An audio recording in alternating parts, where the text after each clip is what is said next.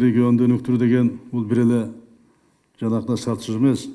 Эң биринчи бул кыйналгандарга жардам бериш урматтуу агайын туугандар. Ошо айылда жашап аткан, кыйналып аткан жетим жесирдин малы жок болсо мал алып бериш, үй жок болсо үй салып бериш. Мамлекет эми буну кылыш керек. Бирок мамлекетте былтыр 3000 сом болчу. 1000 сомго көбөйттү пособияны былтыр. Бул да чоң акча. 1000 сомго көбөйчү. Буну жасайт колунан келишинче. Убакыты келет. Убакыты келет. Мамлекет карын картаңды да карайт, жетимин да карайт, дагы карап атабыз. Эң чоң сооп жетим жесирди караш, ошого жардам бериш.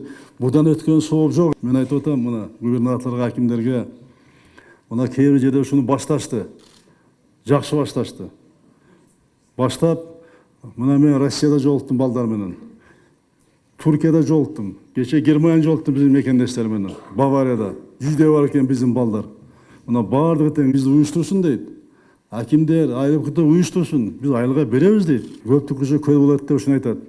Ошон үчүн кээ бир жерлерде ошондой колунда бар баардыгы эмес. Адамдар жок дегенде жанакында жетим жесирге кыйналып аткандарга ошондой жардам берүү маселесин дагы айылдарда колго алышыбыз керек.